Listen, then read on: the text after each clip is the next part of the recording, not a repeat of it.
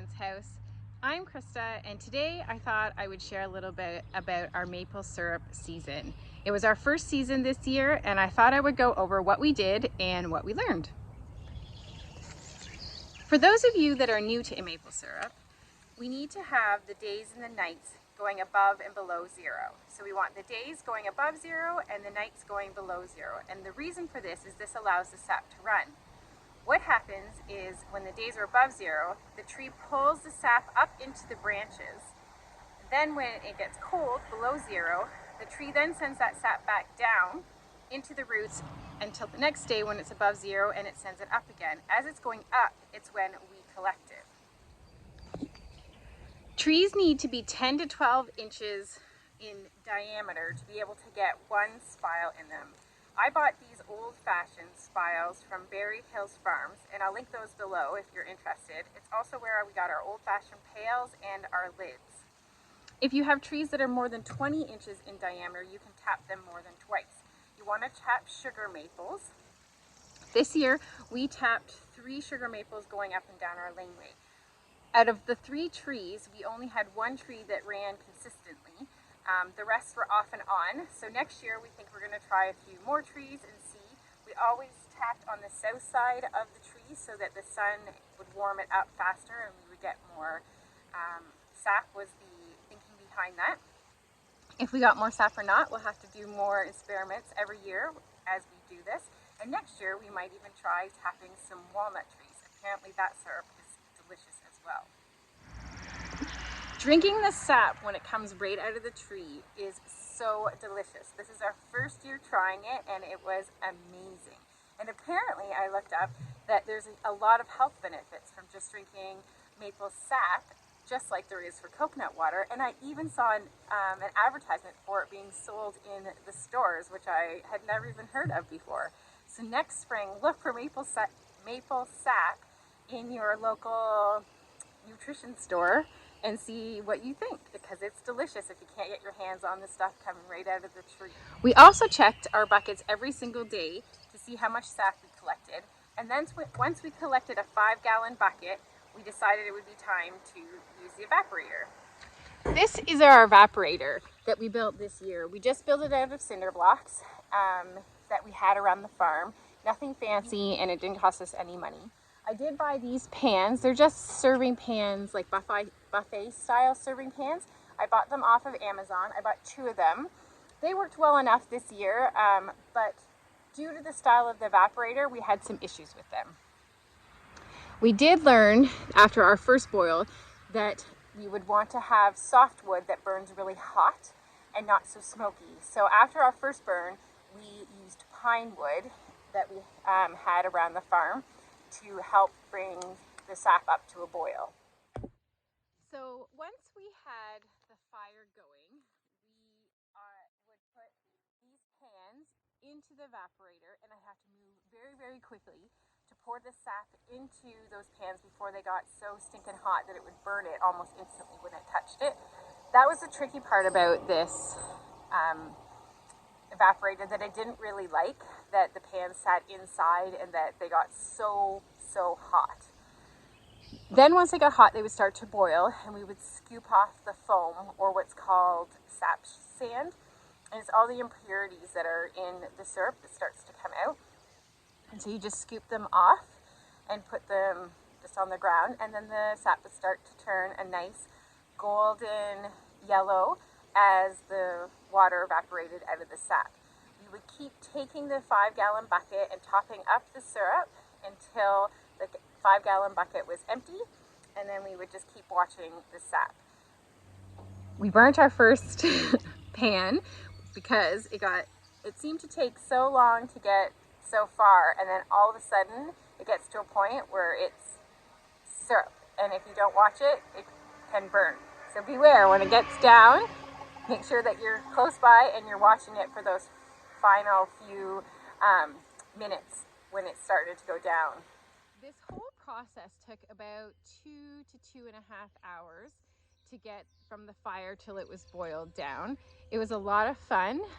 Things that I will do next year is I will make sure everybody has a thermos and that they can either add the maple sap turning to syrup into their mugs and they can sip away at it, or maybe have a pot of tea in a thermos somewhere that we can top up and just sweeten with some maple syrup sap, just to make it a little bit more festive and social. Also thinking about having snacks around just for the atmosphere.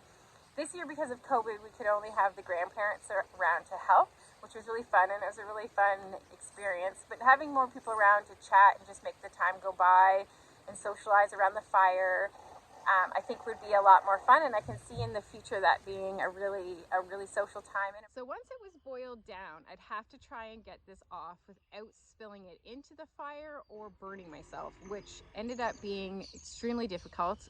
I didn't burn myself, but I did spill it in the fire, every pan. Because what would happen is I would have to tip it to get it out, and I would be using pliers and gloves and stuff to try and get it up, slide it onto the top here, onto this surface, and then pour it into a pot.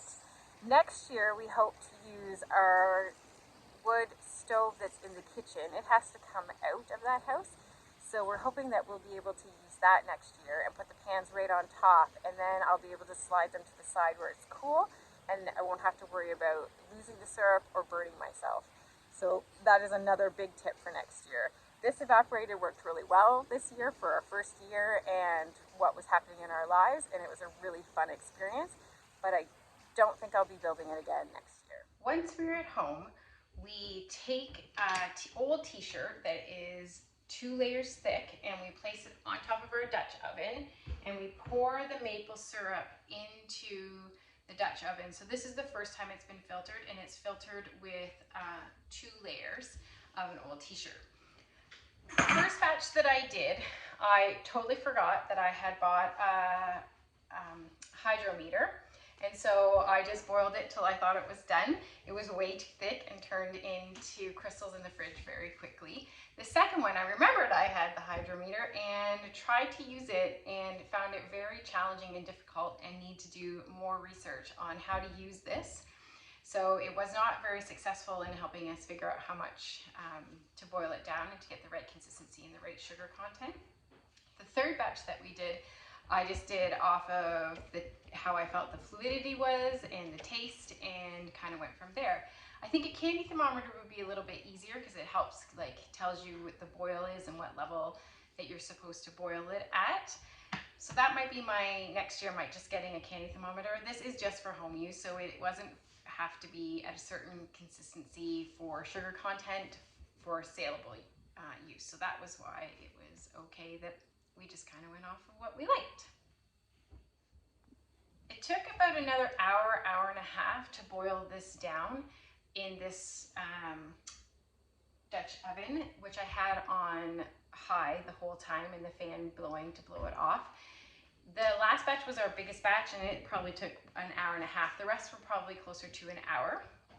Once it was done, we would take our t-shirt and have it only 1 layer thick, have our wide mouth funnel on our jar with our 1 layer, and this is the last time you filter it, and you would pour it through the filter into the wide mouth funnel and then collect it in your jar. And then just make sure you have enough jars standing by just in case, because the first time we had no idea that we'd have so much, and we had to go and run and get a second jar.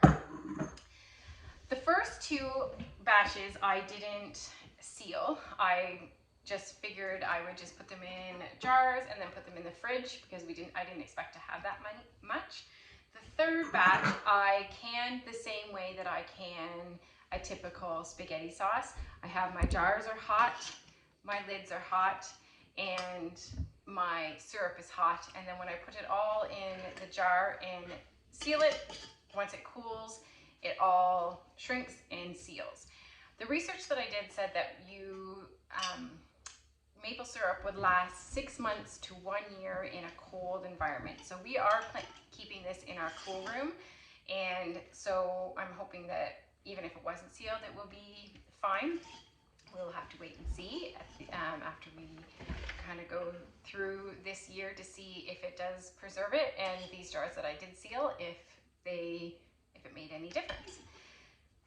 So I hope you found this video very helpful and informative, and if you are just starting out with maple syrup, that you'll be able to take some of our things that we've learned this year and implement them before you make the mistakes that we made. And if you like this video, please like it, subscribe below for more videos on what we're doing every week, and also some educational videos along the way. Thanks for watching.